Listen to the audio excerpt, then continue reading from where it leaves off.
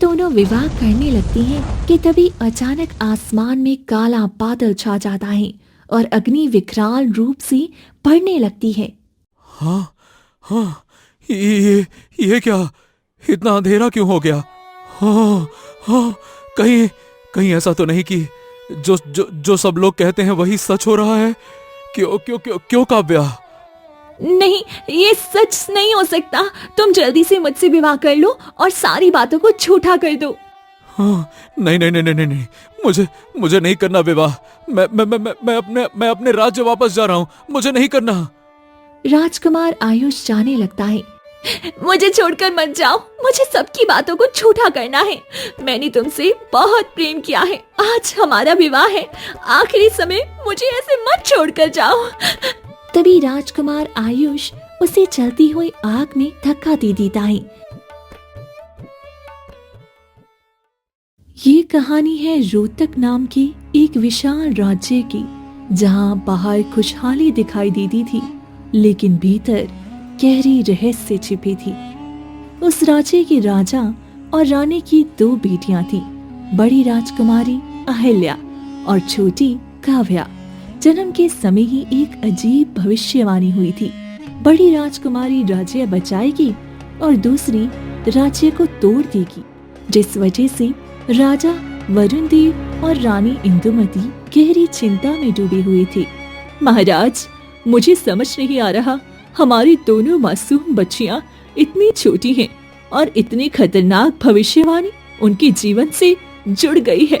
हमें कुछ ना कुछ तो करना ही होगा।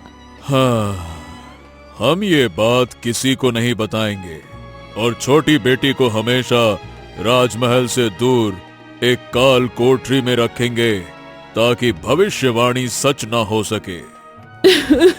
पर महाराज, मेरी मासूम सी बच्ची काल कोठरी में कैसे रहेगी? क्या बताएं, हमारे पास और कोई रास्ता नहीं है रानी। हम आज ही छोटी राजकुमारी काव्या को काल कोठरी में रख देते हैं। रानी इंदुमती फूट फूट कर रोने लगती है। वक्त बीतता है और देखते ही देखते 18 वर्ष गुजर जाते हैं।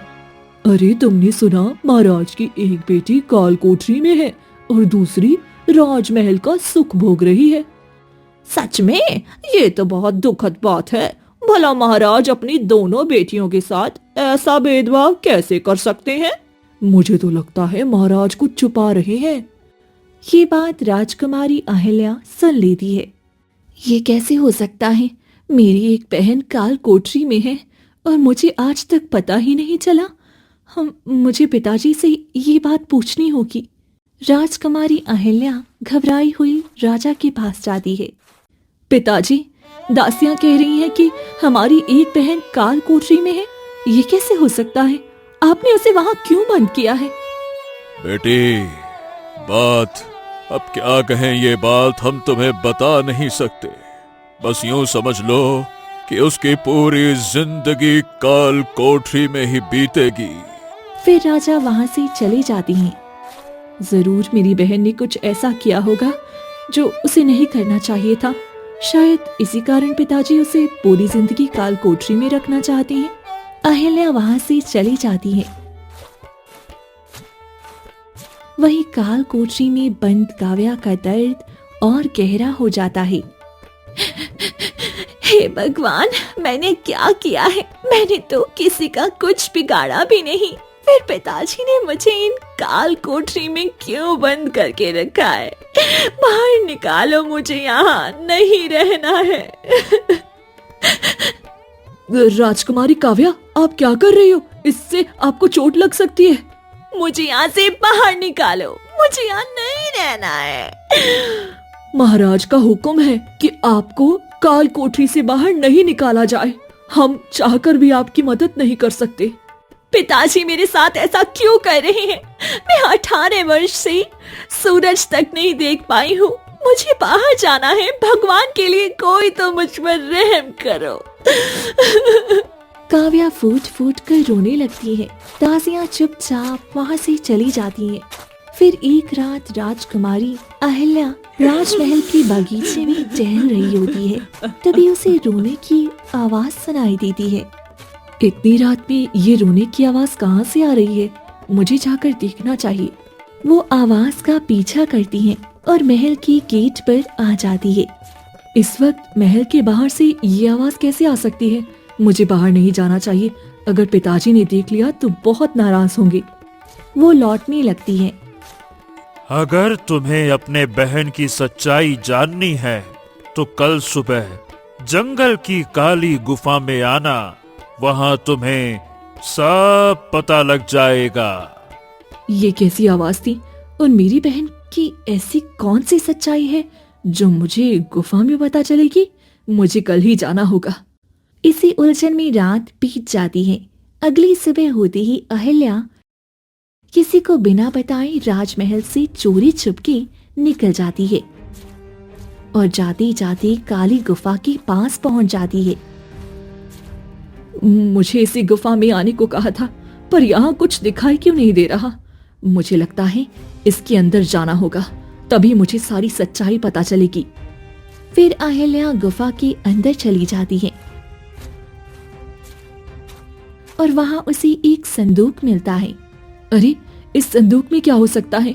लगता है इसमें कुछ जरूर है। अहिल्या संदूक खोलती है और उसमें से एक पत्र निकलता है। पत्र में लिखा होता है, तुम्हारी बहन निर्दोष है और उसकी जान खतरे में है। उसे काल कोठरी से बाहर निकालो, नहीं तो तुम्हारे पूरे राज्य का विनाश हो जाएगा। नहीं, ऐसा नहीं हो सकता। आखिर मेरी बहन निर्दोष है तो मैं अपनी बहन को काल कोठरी से जरूर निकालूंगी। मैं इतने वर्षों से कभी अपनी बहन से नहीं मिली हूँ, लेकिन अब मिले बिना नहीं रह सकती। फिर अहिल्या गुफा से वापस राजमहल आ जाती है और रात के अंधेरे में काल कोठरी की तरफ जाने लगती है। राजकुमारी, आप इधर क्यों जा रही हैं? महाराज ने आपको इधर जाने से मना किया है। मुझे आज अपनी बहन से मिलना है और तुम ये बात मेरे पिताजी को नहीं बताओगी, समझ गई ना? अब जाओ यहाँ से। दासी कुछ नहीं कहती और वहां से चली जाती है और अहिल्या काल कोठरी में पहुंच जाती है, जहाँ काव्या बैठकर फूट फूट कर रो रही होती है। काव्या, मेरी बहन, तुम ठीक हो ना? तुम कौन हो और मुझे बहन क्यों कह रही हो? मैं तुम्हारी बड़ी बहन अहिल्या हूँ, जो इतने दिनों बाद आज तुम्हें पहली बार देख रही है। मुझे लगा तुमने जरूर कुछ गलत किया होगा, इसीलिए पिताजी ने तुम्हें काल कोठरी में बंद किया। लेकिन आज मुझे सारी सच्चाई पता चल गई कि तुमने कुछ गलत नहीं किया था, बल्कि तुम्हें फंसाया गया है। मैं तुम्हें यहाँ से बाहर निकालूंगी। क्या? सच में? लेकिन इतने दिनों तक मुझे तुम ऐसे देखने भी नहीं आती थी। मुझे माफ कर दो, पर अब तुम्हें बाहर निकालने से मुझे कोई नहीं रोक सकता है। फिर अहिल्या काव्या को बाहर निकाल देती है। आज बाहर निकलकर बहुत अच्छा लग रहा है। दीदी, तुम्हारा बहुत बहुत धन्यवाद। तुमने मुझे काल कोठरी से बाहर निकाल दिया। मैं बाहर की दुनिया देखना चाहती हूँ। चलो, तुम बाहर पूरा महल घूम लो और उसके बाद फिर काल कोठरी में ही आ जाना। मैं अब तुम्हें जान चुकी हूँ और मैं तुम्हें हर रोज बाहर की दुनिया दिखाया करूँगी। जब तक पिताजी को नहीं मना लेती तुम्हें हमेशा के लिए बाहर निकालने के लिए, तब तक तुम काल कोठरी में ही रहना, ठीक है? हाँ दीदी, मैं बहुत खुश हूँ। आज पहली बार बाहर निकली हूँ और आज तो मैं पूरा महल घूमूंगी। फिर अहिल्या काव्या को बाहर निकाल देती है और पूरा महल घूमने लगती है, जिसे देखकर वो बहुत खुश हो जाती है। अब तुम्हें वापस काल कोठरी में जाना होगा, सुबह होने वाली है। ठीक है दीदी, मैं चली जाऊंगी। अहिल्या वहाँ से चली जाती है और काव्या काल कोठरी की तरफ जाने लगती है। फिर अगली सुबह होते ही एक सैनिक दौड़ता हुआ महाराज के पास पहुँचता है। महाराज, महाराज, महाराज, राजकुमारी काव्या काल कोठरी में नहीं है। वो भाग गई है महाराज, भाग गई है वो। ये कैसे हो सकता है? तुम लोग क्या कर रहे थे? तुम्हारे रहते वो कैसे भाग सकती हैं? ये क्या कह रही हो? मेरी बेटी कहाँ जा सकती है? उसे ढूंढो। मेरी बेटी को कुछ नहीं होना चाहिए। ये कैसे हो सकता है? मैंने तो अपनी बहन को खुद वापस भेजा था। भगवान, मेरी बहन की रक्षा करना। मुझे उसका पता लगाना होगा। फिर अहिल्या राजमहल से निकल पड़ती है। ये तो काव्या के पैरों के निशान हैं, मुझे इन्हीं का पीछा करना होगा। घने जंगल में पहुंचते ही पैरों के निशान गायब हो जाते हैं। ये क्या, यहाँ से निशान गायब हो गए? इतने सारे रास्ते हैं, पता नहीं काव्या किस तरफ गई होगी। वहीं सैनिक भी पूरी राज्य में खोज करती हैं, लेकिन काव्या का कोई पता नहीं चलता है। दूसरी ओर काव्या भागती भागती वो एक बूढ़ी औरत की झोपड़ी में जाकर छिप जाती है। अब मैं राजमहल कभी नहीं जाऊंगी, मैं यही इस झोपड़ी में रहूंगी, यहाँ कोई नहीं आएगा। तभी एक बूढ़ी औरत झोपड़ी में आती है। मैं जानती हूँ राजकुमारी काव्या, तुम इसी झोपड़ी में छुपी हो। मैंने तुम्हें यहाँ आते देख लिया था, अब सामने आओ। अम्मा, ये बात किसी को मत बताना, मुझे राजमहल नहीं जाना है। मैं जानती हूँ, तुम्हारे जन्म के साथ ही हुई भविष्यवाणी की वजह से तुम्हारे पिता ने तुम्हें पूरी जिंदगी काल कोठरी में बंद रखा। हाँ अम्मा, और मैं वहाँ कभी वापस नहीं जाना चाहती। भगवान के लिए मुझे वापस मत भेजना। ठीक है, मैं तुम्हें अब वापस भेजूंगी नहीं। मेरी भी इस दुनिया में ना कोई भी नहीं है, तुम मेरी बेटी बनकर ही यही रह सकती हो। यहाँ कोई आता जाता भी नहीं है। धन्यवाद अम्मा, मैं अब यहीं रहूंगी। इसी तरह समय बीतता है और काव्या विमला की झोपड़ी में रहने लगती है और देखते ही देखते कुछ समय और बीत जाता है। फिर एक दिन काव्या विमला के घर में काम कर रही होती है। उतने में ही एक राजकुमार उसके घर के सामने आकर बेहोश हो जाता है। ये राजकुमार कौन है और ये तो बेहोश हो गए हैं, मुझे इनकी मदद करनी चाहिए। फिर काव्या जल्दी से उस राजकुमार को अपने घर के अंदर ले आती है और उसकी देखभाल करने लगती है।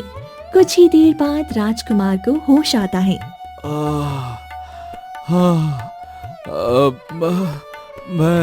मैं कहाँ हूँ और तुम लोग कौन हो? हाँ, मैं इस घर में रहती हूँ और आप यहाँ बेहोश हो गए थे, इसीलिए मैं आपको अंदर लेकर आई हूँ। आप ठीक हो ना? हाँ, मैं ठीक हूँ। वैसे तुम कौन हो? वैसे तो मैं इस राज्य की राजकुमारी हूँ, लेकिन मैं इस बूढ़ी अम्मा के घर में रहती हूँ। कोई नहीं जानता कि मैं यहाँ रह रही हूँ। मैं राजमहल वापस नहीं जाना चाहती हूँ। तुम्हारे बारे में हमें भी पता है। महाराज ने अपनी छोटी बेटी के साथ कितनी बड़ी नाइंसाफी की, उसे पूरी जिंदगी काल कोठरी में कैद करके रखा है। क्या आप सभी हमारे बारे में जानते हैं? ऐसा है कि मैं क्या, आसपास के जितने भी राज्य हैं सभी तुम्हारे ऊपर किए हुए अत्याचार को जानते हैं। और देखो, तुमने मेरी जान बचाई। वाह, तुम कितनी अच्छी हो। तुम्हारे पिता ने तुम्हारे साथ कितना गलत किया। हाँ, इसीलिए तो मैं पिताजी से सख्त नफरत करती हूँ। अब मैं राजमहल कभी वापस नहीं जाना चाहती हूँ। वैसे कुछ भी कहो, हम दोनों की दोस्ती अच्छी जमेगी। क्या कहती हो? हाँ, मैं ये पूरा राज्य घूमना चाहती हूँ, लेकिन कोई मेरा अच्छा दोस्त नहीं है और इस घर में तो मैं चोरी छुपके रह रही हूँ, तो मैं किसी के यहाँ भी नहीं जा पाती हूँ। चलो ठीक है, मैं तुम्हें अपने साथ पूरा राज्य घुमाऊंगा। फिर उस दिन के बाद राजकुमारी काव्या राजकुमार आयुष के साथ धीरे धीरे वक्त बिताने लगती है। देखते ही देखते कुछ समय बीत जाता है और दोनों में प्यार गहरा हो जाता है। फिर एक दिन आयुष शाम होते ही विमला के घर में आता है। राजकुमार, आप इस वक्त यहाँ क्या कर रहे हैं? हमें राजकुमारी काव्या से मिलना है और विवाह भी करना चाहता हूँ मैं। तभी काव्या ये बात सुन लेती है। क्या सच में राजकुमार, आप मुझसे विवाह करना चाहती हो? मैंने भी इतने दिनों से आपके साथ वक्त बिताया है, तो मुझे भी आपसे प्रेम हो गया है और मैं भी आपसे विवाह करने के लिए तैयार हूँ। नहीं, ये विवाह मत करो राजकुमारी। जब तुम्हारा जन्म हुआ था तो भविष्यवाणी में यही बताया गया था, जिस दिन तुम्हारा विवाह हुआ उस दिन महल की ईंट से ईंट बच जाएगी और सबके लिए बहुत ही बुरा साबित होगा। ऐसा मत करो, मैं तुम्हारा भला चाहती हूँ। ठीक है, मैं आपके घर में रहती हूँ तो मैं आपका दिल नहीं तोड़ सकती हूँ। राजकुमार, मैं आपसे विवाह नहीं कर सकती हूँ। काव्या, मैं तुमसे बहुत प्रेम करता हूँ और तुमसे विवाह करना चाहता हूँ। मैं कल सुबह जंगल में अपने विवाह की पूरी तैयारी करके बैठा रहूंगा। अगर तुम वहां आई तो समझूंगा कि तुम मुझसे प्रेम करती हो, और नहीं आई तो समझ लूंगा तुम मुझसे प्रेम नहीं करती हो। फिर आयुष वहां से चला जाता है। कुछ भी हो जाए राजकुमारी, तुम कल मत जाना। ठीक है। वो दिन बीत जाता है। अगली सुबह होते ही काव्या उठती है। नहीं, कुछ भी हो जाए मैं तो विवाह करूंगी, क्योंकि मुझे वैसा राजकुमार फिर कभी नहीं मिलने वाला है। वो पहला व्यक्ति है जिसने मुझे ऐसे वक्त में हाथ थामा था जिस वक्त पूरा राज्य मेरा साथ छोड़ दिया था। फिर काव्या चोरी छुपके घर से निकल पड़ती है और घने जंगलों में चली जाती है, जहाँ शादी की सारी तैयारी हो रखी होती है। तुम आ गई। मैं कब से तैयारी करके बैठा था। मुझे लगा था कि तुम नहीं आओगी। नहीं, मैं तुमसे सच्चा प्रेम करती हूँ और तुम्हें कभी नहीं छोड़ सकती हूँ। ठीक है, आओ काव्या, चलो चलो हम विवाह करते हैं। मैंने अग्नि भी जला रखी है और देखो सारी तैयारियां हो गई हैं। अब चलो बैठकर हम दोनों विवाह करते हैं। आओ। ठीक है। फिर दोनों विवाह करने लगती हैं कि तभी अचानक आसमान में काला बादल छा जाता है और अग्नि विकराल रूप से बढ़ने लगती है। हाँ हाँ, ये क्या, इतना अंधेरा क्यों हो गया? हाँ हाँ, कहीं ऐसा तो नहीं कि जो सब लोग कहते हैं वही सच हो रहा है? क्यों क्यों क्यों क्यों काव्या? नहीं, ये सच नहीं हो सकता। तुम जल्दी से मुझसे विवाह कर लो और सारी बातों को झूठा कर दो। हाँ, नहीं नहीं नहीं नहीं नहीं, मुझे नहीं करना विवाह। मैं अपने राज्य वापस जा रहा हूँ। मुझे नहीं करना। राजकुमार आयुष जाने लगता है। मुझे छोड़कर मत जाओ। मुझे सबकी बातों को झूठा करना है। मैंने तुमसे बहुत प्रेम किया है। आज हमारा विवाह है। आखिरी समय मुझे ऐसे मत छोड़कर जाओ। तभी राजकुमार आयुष उसे चलती हुई आग में धक्का दे देता है। वहीं दूसरी तरफ विमला सब जगह ढूंढ लेती है, पर काव्या नहीं मिलती है। ये क्या, काव्या कहाँ चली गई? बहुत फिक्र हो रही है मुझे महाराज को जाकर बताना होगा। फिर विमला वहाँ से भागकर राजमहल जाती है। तुम कौन हो तुम, और यहाँ क्या कर रही हो? महाराज, मुझे माफ कर दीजिए। मैं आपके ही गांव की हूँ। आपकी राजकुमारी राजमहल से भागकर मेरे घर में ही रह रही थी। काव्या अभी पता नहीं कहाँ चली गई है। वह लापता हो गई है। मैं सब जगह उसे ढूंढ रही हूँ। वह कहीं नहीं मिल रही है। तुम क्या कह रही हो? मेरी बेटी तुम्हारे पास है और इतने दिनों से तुमने मुझे बताया भी नहीं। तुम्हें इसकी कीमत चुकानी होगी। महारानी, मुझे जो सजा देनी है दे दीजिएगा, पर इस वक्त राजकुमारी काव्या को बचाना बहुत जरूरी है। वो पड़ोस राज्य के राजकुमार आयुष से प्रेम कर बैठी थी और मैंने विवाह करने से मना किया तो शादी के लिए शायद वह जबरदस्ती मुझसे छुपकर घर से चली गई है। ये तुम क्या कह रही हो? वो विवाह कर ही नहीं सकती हैं। तुम क्या भूल गई हो भविष्यवाणी? मुझे माफ कर दीजिए महाराज। मैंने भी इसीलिए मना किया था, लेकिन वो मेरी बात नहीं मानी और वो जंगल में ही कहीं विवाह कर रही होगी। जंगल इतना बड़ा है कि मैं अकेले नहीं ढूंढ सकती हूँ। आप सबको मेरी मदद करनी होगी। नहीं, ऐसा नहीं हो सकता। मैं अपनी बहन को बचा के रहूंगी। उसे कुछ नहीं होने दूंगी। माँ, मैं भी अपनी बहन को ढूंढने जाऊंगी। ठीक है। चलो हम सब मिलकर ढूंढते हैं। हमारी बेटी को कुछ नहीं होना चाहिए। जिस तकलीफ से हम उसे इतने दिनों से बचाना चाहते थे, आज वो उसी की तरफ जा रही है। फिर सभी राजमहल से निकल पड़ती हैं और कुछ ही देर में राजकुमारी काव्या के पास पहुंच जाती हैं, जो कि आग में जल रही होती है। नहीं नहीं, ये क्या हो रहा है? मेरी बेटी आग में जल रही है। महाराज, बचाइए उसे। महाराज। नहीं नहीं नहीं नहीं नहीं, मैं अपनी बेटी को कुछ नहीं होने दूंगा। चिंता मत करो। महाराज और महारानी आगे बढ़ती हैं कि तभी राजकुमारी अहिल्या आग में कूद जाती है और राजकुमारी काव्या को आग से बाहर निकाल लेती है। बेटी बेटी बेटी, ये तुमने क्या किया? बेटा हम तुम्हें इसी दिन से तो बचाना चाहते थे और तुमने वही कदम उठा लिया। तुमने ऐसा क्यों किया बेटी, क्यों? तुम्हें कुछ नहीं होगा, मैं तुम्हें ठीक रखूंगी। तुम चलो वैजी के पास। नहीं पिताजी, अब मैं नहीं बच पाऊंगी। और राजकुमार आयुष ने मुझे धोखा दिया। उसने मुझे आग में धक्का दे दिया और मुझे यहाँ मारने के लिए छोड़कर चला गया। नहीं बहन, तुम्हें कुछ नहीं होगा। मैं तुम्हें बचा के रहूंगी, कुछ भी हो जाए, लेकिन मैं उस राजकुमार आयुष को छोड़ूंगी नहीं। उसकी हिम्मत कैसे हुई मेरी बहन के साथ ऐसा करने की? नहीं दीदी, इसमें उसकी कोई गलती नहीं है। इसमें गलती पिताजी आपकी और माँ आपकी है। आपने मुझे कभी बाहर की दुनिया नहीं देखने दी, जिस वजह से मैं उसके प्यार में अंधी हो गई। अगर आप लोग मुझे प्यार से समझा देते कि मुझे क्यों काल कोठरी में रखा गया था, तो आज मैं नहीं भागती पिताजी। और मैं हमेशा आप लोगों को अच्छा समझती, लेकिन आपने कभी मुझे नहीं बताया कि मुझे क्यों कैद करके रखा गया। इस वजह से मैं गुस्से में पागल हो गई थी और मैंने ये कदम उठा लिया। मुझे माफ कर दीजिए।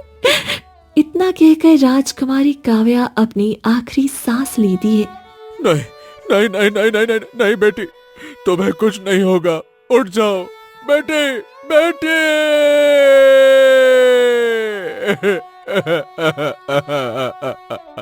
राजा फूट फूट कर रोने लगता है।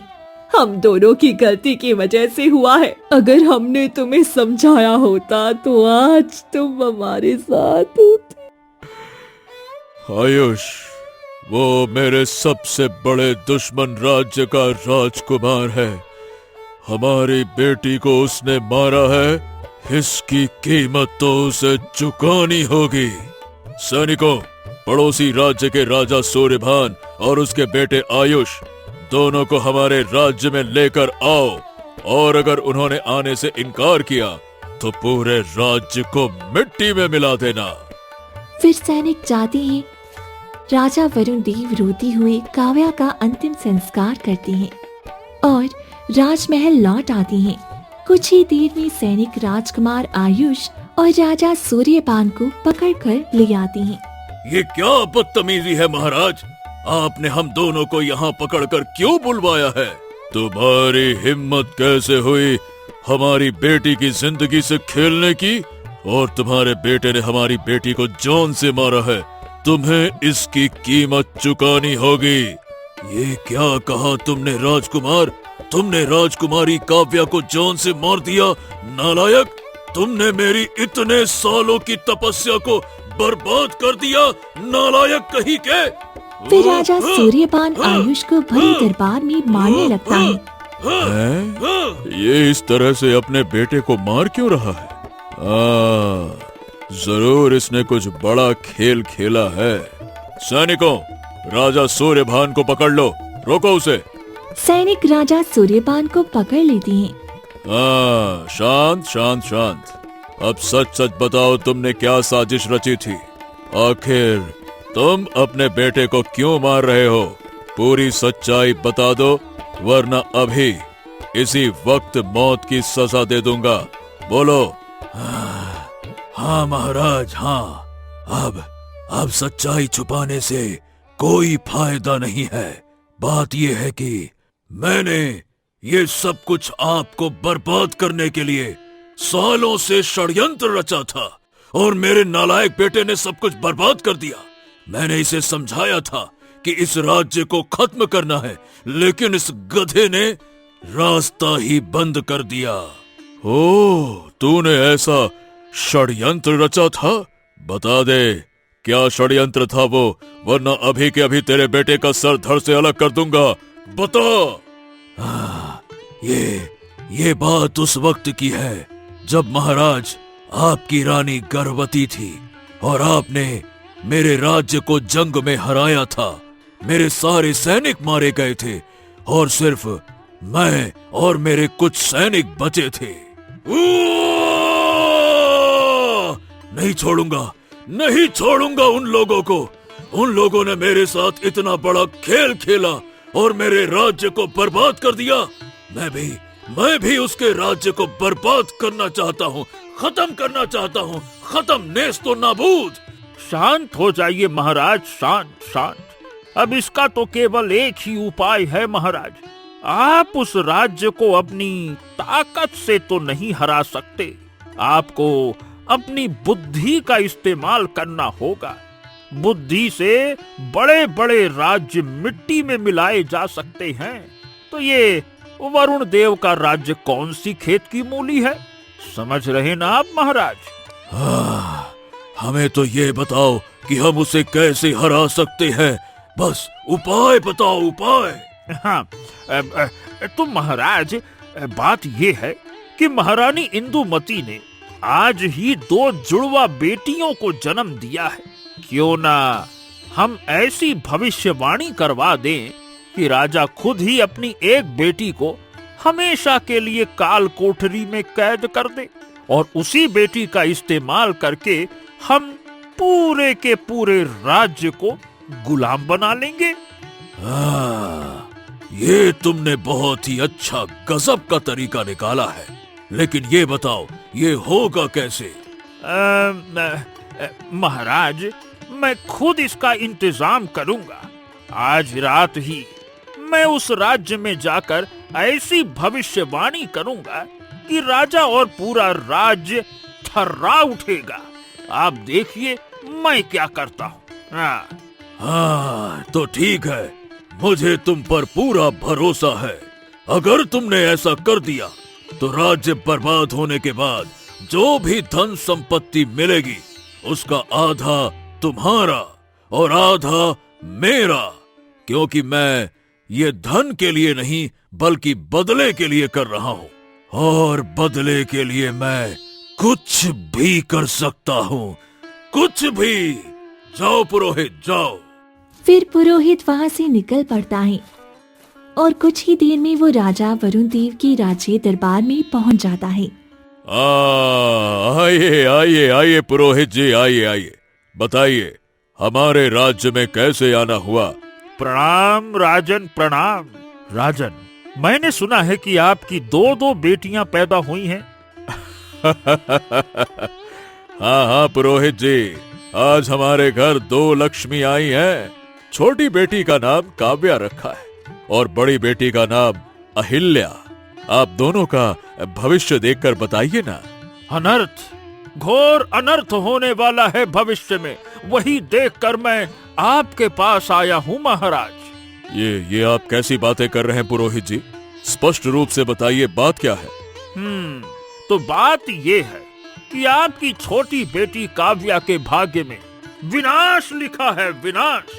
वही बड़ी बेटी राज्य को जोड़ेगी और उन्नति की तरफ ले जाएगी, लेकिन काव्या बड़ी होकर पूरे राज्य को तोड़ देगी और उसके कारण पूरा का पूरा महल बर्बाद हो जाएगा। आपकी बड़ी बेटी की भी मृत्यु होगी और महल में ईंट से ईंट बच जाएगा, कोई नहीं बचेगा, कोई नहीं बचेगा। नहीं नहीं नहीं नहीं नहीं, नहीं। ऐसा नहीं हो सकता, ये तो अनर्थ हो जाएगा। यही तो मैं कह रहा हूँ, मेरा कहा कभी झूठ नहीं हुआ है।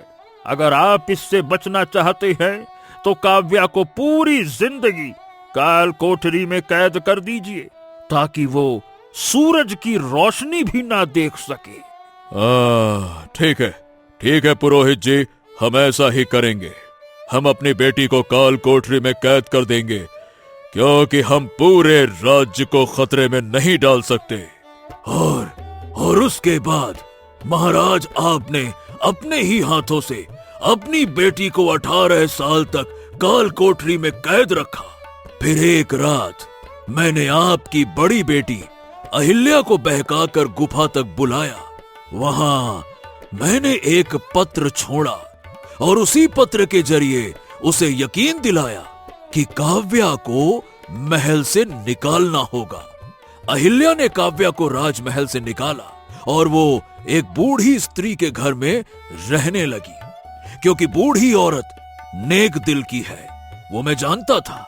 फिर मैंने अपने नालायक बेटे आयुष को उसे प्रेम जाल में फंसाने को कहा और उसने उसे फंसा लिया। लेकिन जैसे ही उसे भविष्यवाणी की सच्चाई पता चली, उस गधे ने अपने ही हाथों से काव्या को मार डाला, जबकि कोई भविष्यवाणी थी ही नहीं। मेरे इतने सालों की मेहनत पर पानी फेर दिया उस गधे ने। अरे तो आपने मुझे पहले क्यों नहीं बताया था पिताजी? तुम्हारी इतनी हिम्मत कि तुमने मेरी बेटी के साथ इतना घिनौना खेल खेला। अब तुम्हें हम फांसी की सजा देते हैं और तुम्हारे पूरे राज्य को अपने राज्य में मिला लेंगे हम।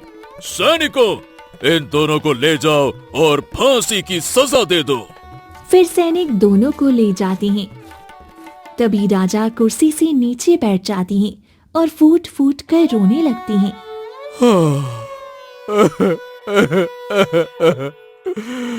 मुझे माफ कर दो बेटा काव्या। हमने तुम्हारे साथ बहुत गलत किया। मैं क्या करूं?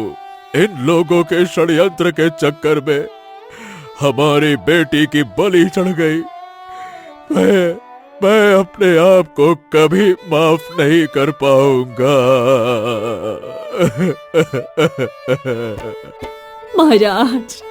महाराज अब हम क्या करें? हमने अपनी बेटी को अपने ही हाथों से कितने दुख दिए हैं। बेटी, मेरी बच्ची बाहर की दुनिया देखने के लिए तड़पती रही और उसी वजह से वो इस राजकुमार जैसे घटिया इंसान के जाल में फंस गई। मैं अपने आप को कभी माफ नहीं कर पाऊंगी।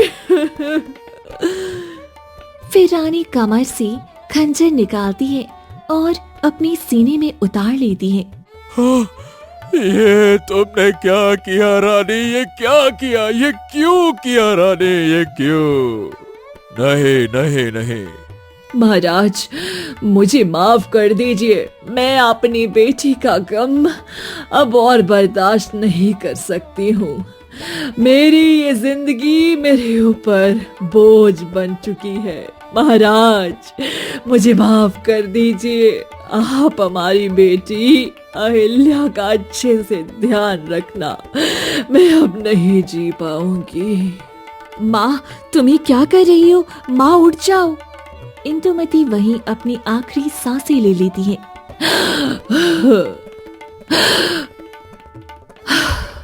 ये तुमने क्या किया महारानी? तुम भी हमें छोड़कर चली गई।